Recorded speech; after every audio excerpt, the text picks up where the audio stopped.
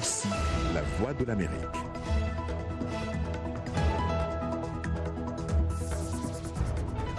Mesdames, Messieurs, bonsoir. Bienvenue dans Le Monde aujourd'hui. On commence par les titres de cette édition.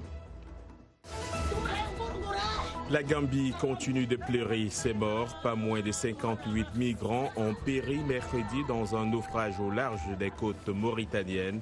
Un drame qui rappelle les dangers de l'immigration clandestine.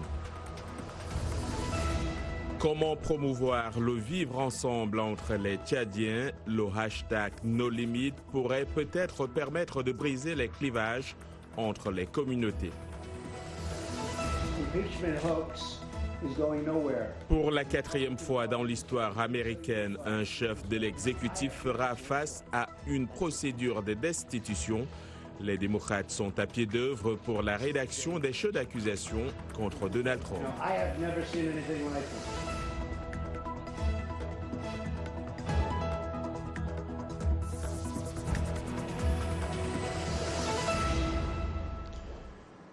Bonsoir. Au moins 58 personnes ont trouvé la mort mercredi dans un naufrage au large des côtes mauritaniennes. Selon le ministère de l'Intérieur de la Mauritanie, leur bateau transportait plus de 150 personnes, principalement des immigrants qui tentaient d'atteindre l'Espagne à partir de la Gambie. Plus de détails avec Blanche Sanou. 85 survivants du drame ont reçu l'aide des autorités mauritaniennes. 10 se trouvaient dans une situation nécessitant une hospitalisation d'urgence. Pour ceux qui ont eu la vie sauve, c'est le soulagement. J'ai payé 450 000 francs CFA, environ 762 $ US, pour me rendre en Europe. J'ai pris le bateau avec des Gambiens et des Sénégalais lorsque la catastrophe est survenue et nous étions à bord. Mais Dieu merci, nous avons été secourus par les autorités mauritaniennes qui nous ont fourni une assistance rapide. Un autre survivant du Sénégal a également remercié les autorités mauritaniennes pour leur aide opportune. Je suis maintenant à Nouadhibou en Mauritanie. J'étais en route pour l'Espagne pour un avenir meilleur. C'était un voyage cruel, mais Dieu merci, nous avons été sauvés et pris en charge grâce à la Mauritanie. Les enquêtes préliminaires des autorités mauritaniennes ont révélé que le bateau a quitté la Gambie le 27 novembre et a coulé après une panne de carburant. Le bateau à bord duquel ils ont embarqué mercredi à destination de l'Espagne est parti de la Gambie. Il semblerait qu'ils se soient perdus et qu'ils aient connu une panne d'essence. Ils voulaient accoster et durant cette manœuvre, le bateau a heurté un rocher et coulé. La Gambie a annoncé jeudi qu'elle enverrait une délégation en Mauritanie pour enquêter sur l'accident. Nouveau massacre dans l'est de la République démocratique du Congo où une quinzaine de civils ont été tués et décapités. C'est ce que rapportent des sources de la société civile. La nouvelle tuerie, attribuée au groupe armé des ADF, les forces démocratiques alliées, a eu lieu jeudi au nord de Beni, dans la zone d'Mbao. Aucune source militaire n'a confirmé l'information officiellement à ce stade. Au Mali, l'OMNLA, le Mouvement national pour la libération de l'Azawad, l'un des groupes armés signataires de l'accord de paix de 2015, a prononcé la fusion des différents groupes représentant le nord du Mali. C'était lors de son congrès tenu à Kidal du 30 novembre au 3 décembre dans le nord-est du Mali. Yacouba Ouedraogo revient sur cet événement. C'est un congrès du MNLA aux allures de démonstration de force à Kidal, dans le nord-est du Mali. Le clou de cette cérémonie, l'annonce du regroupement de tous les groupes armés du nord du pays au sein d'un mouvement politique. Cette région échappe jusqu'ici au contrôle de l'État malien, même si un gouverneur nommé par Bamako est présent à Kidal. La coordination des mouvements de l'Azawad explique cette situation par les difficultés liées à la mise en œuvre de l'accord d'Alger.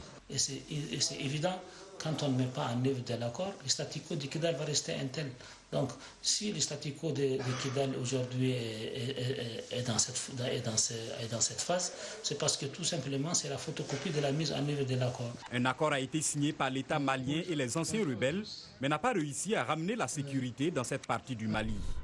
Récemment, 13 soldats français sont morts dans une collision de leurs 2 hélicoptères lors d'une course-poursuite contre des djihadistes.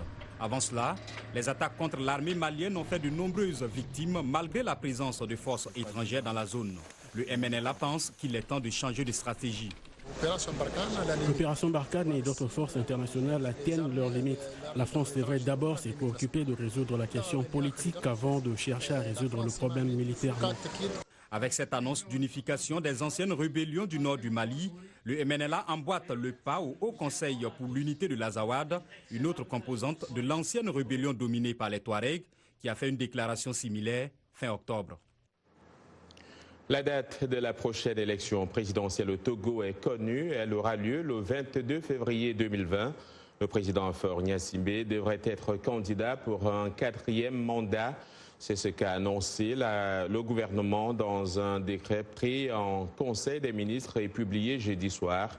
Si aucun des candidats n'obtient plus de 51% de voix, un second tour sera organisé à une date ultérieure. Pour la première fois, la diaspora togolaise participera à cette élection suite à une loi votée le 5 novembre par l'Assemblée nationale. La campagne électorale sera ouverte le jeudi 6 février et prendra fin le jeudi 20 février 2020. Au Tchad, Mahamat Nour Ahmed Ibedou, secrétaire général de la Convention tchadienne de défense des droits de l'homme, a été écroué en N'Djamena. Il avait été conduit jeudi soir à la prison d'Amzi Néné. Selon le juge d'instruction Raphaël Ponka, il est accusé de meurtre et de complicité de meurtre. M. Ponga a refusé de donner davantage de détails sur les faits reprochés à Mahamat Ahmed Ibedou. La presse tchadienne affirme pour sa part que l'inculpation est liée au meurtre d'une adolescente de 14 ans et dont un petit-fils de M. Ibedou, par ailleurs membre de son ONG, est accusé. Accusation contestée par les avocats d'Ibedou qui assurent que leur client avait été initialement placé en garde à vue pour répondre uniquement dans des faits de diffamation. On reste au Tchad. En 1979, une guerre civile a éclaté au Tchad. Donc, cette guerre a divisé le pays en deux grandes communautés, une du sud et l'autre du nord. 40 ans après cette guerre civile, les signes de cette division sont encore perceptibles entre les Tchadiens. Pour briser ce clivage, des jeunes ont lancé le hashtag #NoLimit. Leur objectif, promouvoir le vivre ensemble entre Tchadiens. C'est un reportage de Nesta Yamkoto. Eux, ce sont les libres ambassadeurs du hashtag #NoLimit. Et aujourd'hui, ils rendent visite au docteur Ali Abdurrahman Hagar, l'un des témoins de la guerre civile de 1979 qui a engendré la haine entre les Tchadiens. Il faut tourner la page de la violence, il faut tourner la page de la méfiance, il faut tourner la page de je suis, tu es, nous sommes différents. Je crois fondamentalement que notre pays est beau et il mérite que cette beauté-là soit entretenue tous les jours. C'est pas la peine de donner l'impression que nous sommes une exception dans un monde où les gens tendent plutôt à se fédérer, à vivre ensemble. Le hashtag #NoLimit est né sur les réseaux sociaux entre deux jeunes Tchadiens. Ils se revendiquent apolitiques, rejettent les positions ethnocentriques et xénophobes.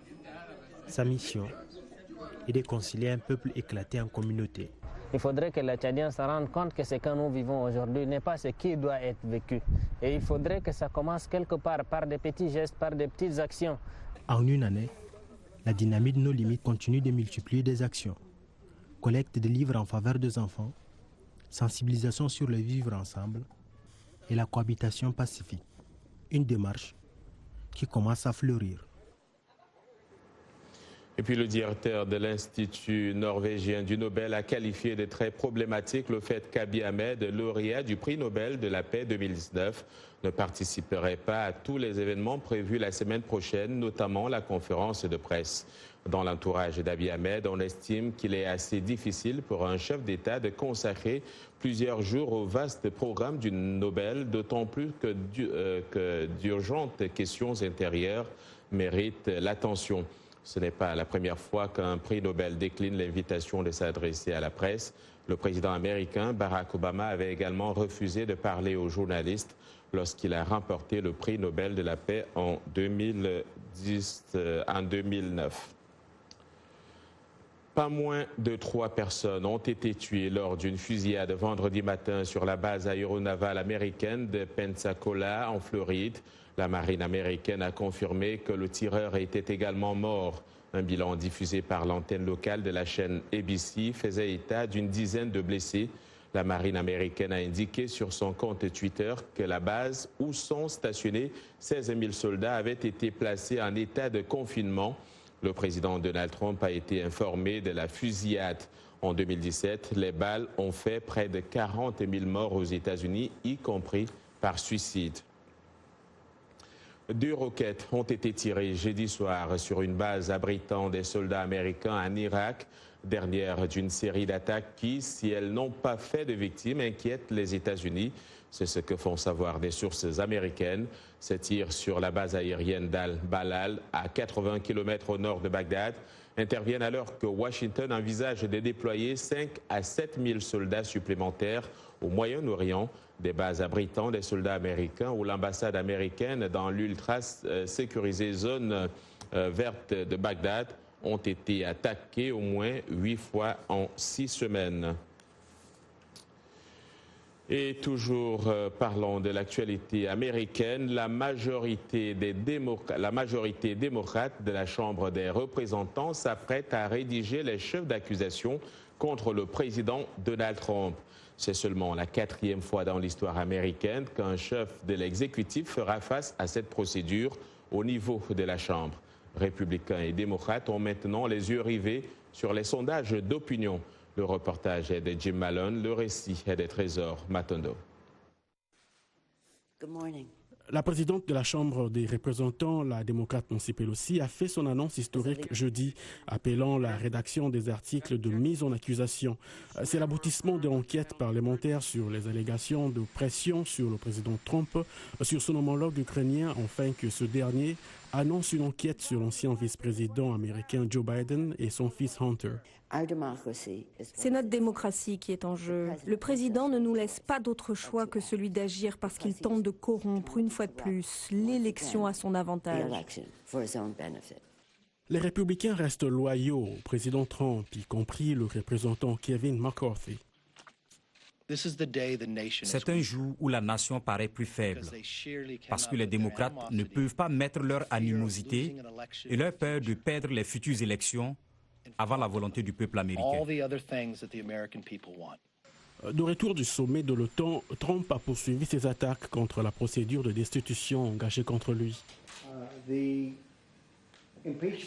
C'est un canular qui n'ira nulle part.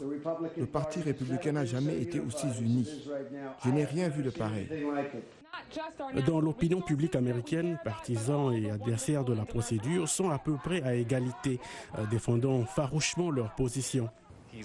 Il doit être destitué. Il aurait dû l'être il y a bien longtemps pour tout ce qu'il a fait.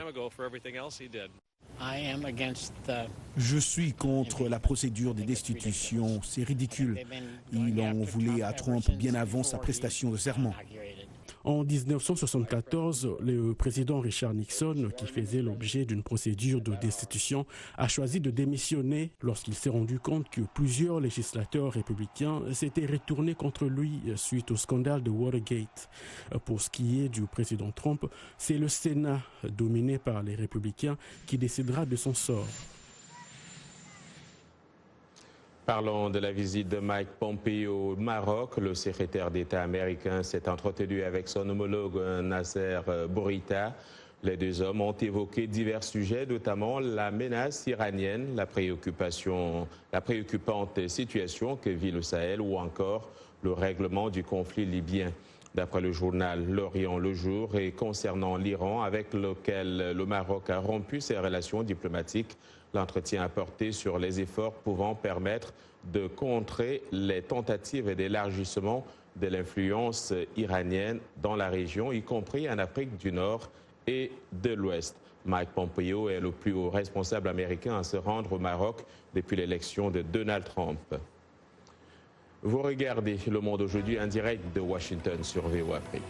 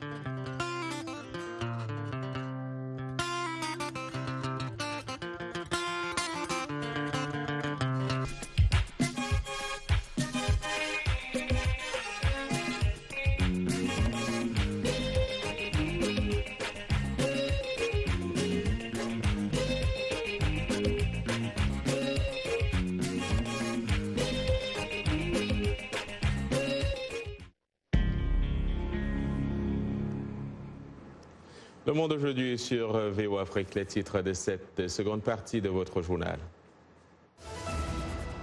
Dans Culture Hebdo, ce vendredi, nous irons au Ghana d'abord pour parler de la dernière conférence Access 2019 et d'RM Show dont la version anglaise a été lancée à Accra. Et c'est Roger Moutou lui-même qui nous en parlera. Roger Moutou, ou plutôt le roi Nana Kwabena. Un téléphone portable, 1 minute et un film, voilà une contribution de plus dans la lutte contre le changement climatique, une initiative du Mobile Film Festival. En sport, Chelsea a été autorisé à recruter dès le 1er janvier. Le tribunal arbitral du sport a allégé l'interdiction de recrutement infligée au club anglais pour des infractions sur les transferts des mineurs.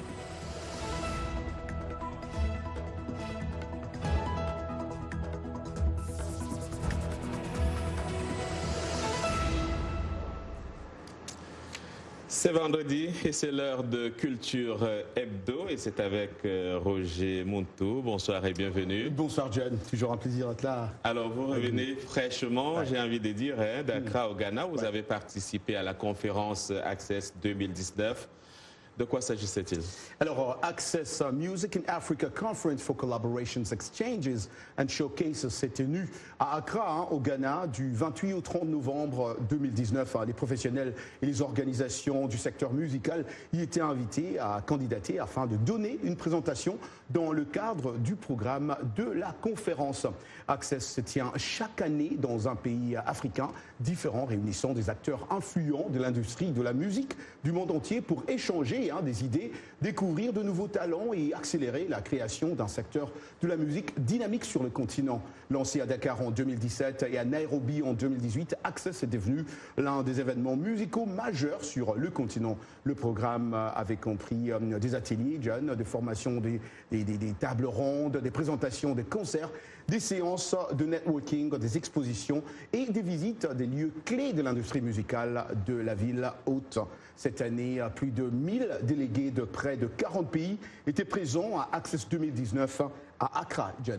Alors, je suis sûr que ceux qui suivent RM Show continueront d'avoir des infos sur Access 2019. Et bien sûr.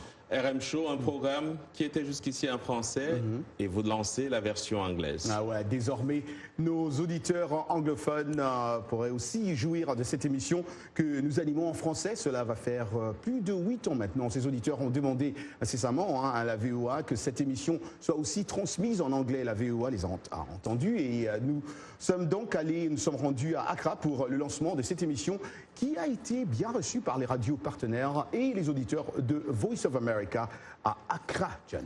Alors, j'aurais peut-être dû commencer par là et m'incliner devant votre majesté, puisque au cours de votre voyage à Accra, vous avez été intronisé roi dans le village au Bouassi, c'est au Ghana, et vous êtes désormais le roi Nana Kwaba. Kwabena.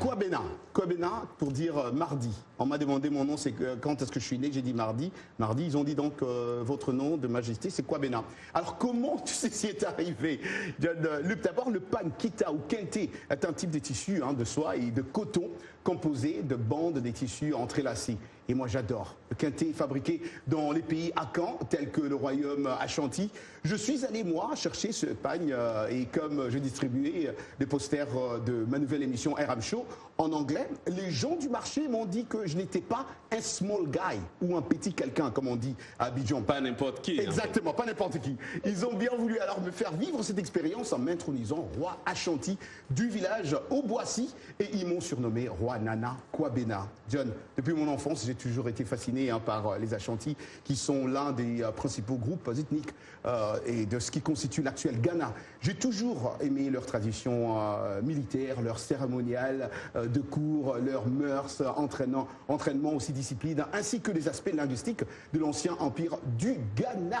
C'était vraiment un honneur pour moi d'être intronisé par ici frères et sœurs. Voilà, ceux qui ne vous prenaient pas au sérieux n'ont qu'à bien se tenir maintenant que vous êtes roi. Exactement. En tout cas, merci Roger, c'est toujours un plaisir de t'avoir sur ces shows.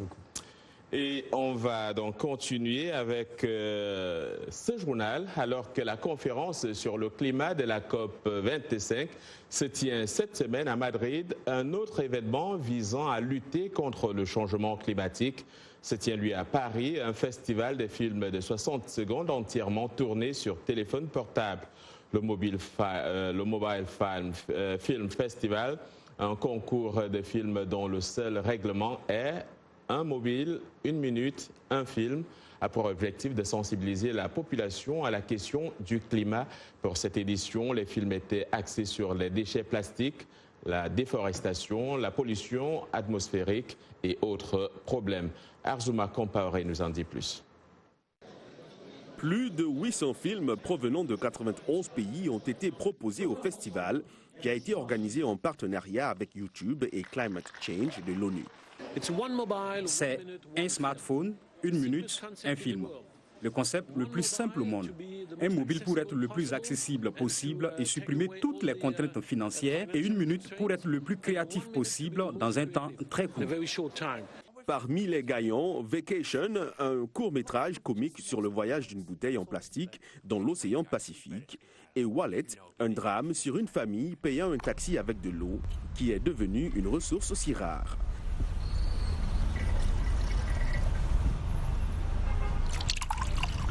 L'équipe à l'origine de Scream, qui a remporté le Grand Prix français, a voulu rendre l'aventure aussi écologique que possible.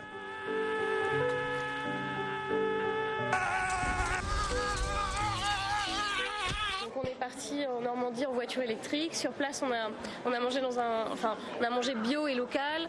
On a même ramassé des déchets qu'on a trouvés malheureusement sur la plage. Voilà, on était aussi, si vous voulez, dans le cadre de ce tournage, dans une vraie réflexion écologique. Un nouveau rapport publié par l'Agence européenne pour l'environnement a révélé que des solutions fondamentales sont nécessaires dans la prochaine décennie pour éviter un changement climatique incontrôlé, une problématique présente tout au long du festival. Vous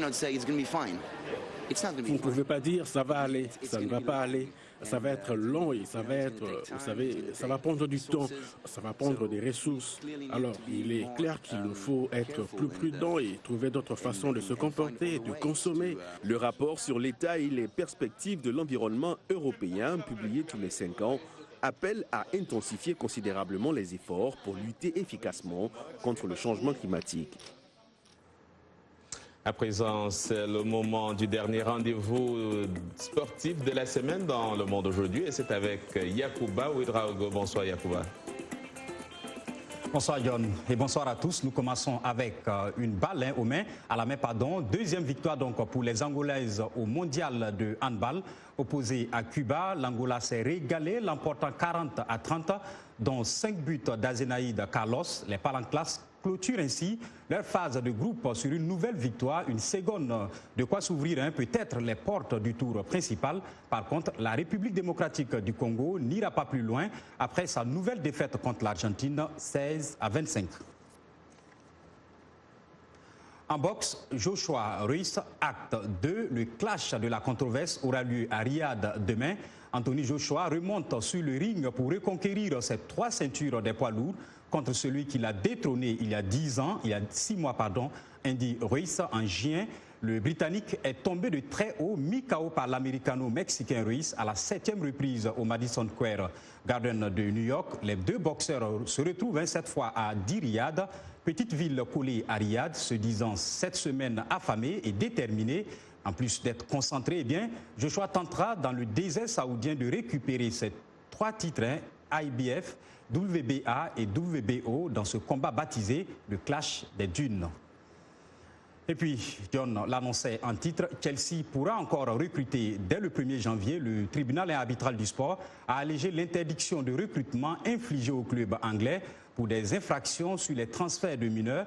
Le TAS a ramené cette interdiction de 2 à 1 seul mercato, déjà purgé l'été dernier.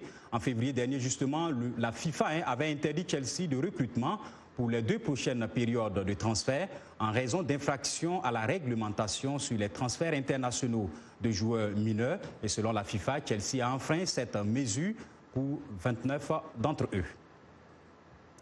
Et pour finir, regardez bien ce maillot. Il a été vendu aux enchères à 30 000 € à Turin. En Italie donc, c'est celui porté par Pelé lors de son dernier match avec la sélection brésilienne en juillet 1971 contre la Yougoslavie au Maracana de Rio de Janeiro. Donc voilà, John, il vous suffira de bien conserver votre costume, sait-on jamais. Peut-être qu'il pourra coûter, disons, des milliers de dollars dans 30 ou 50 ans. Au revoir. Merci Yacouba, voilà qui ferait de moi un homme riche demain. Allons à Paris pour parler de Chanel qui a transformé les petites cages à oiseaux dorées en sacs à main sur le podium. C'était lors de la présentation annuelle de la mode métier d'art illustrant son travail artistique complexe, comprenant également des créations en dentelle et des costumes en tweed brillants.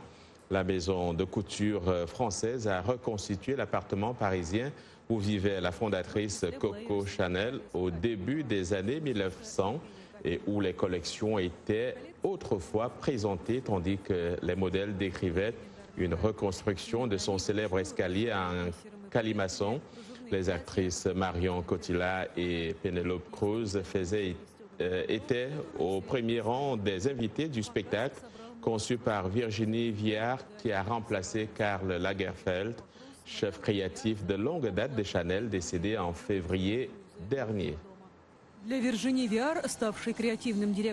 Voilà, et c'est avec ces images qu'on se quitte. C'est la fin de ce journal. Merci d'avoir suivi. Demain est un autre jour. Excellent week-end à toutes et à tous.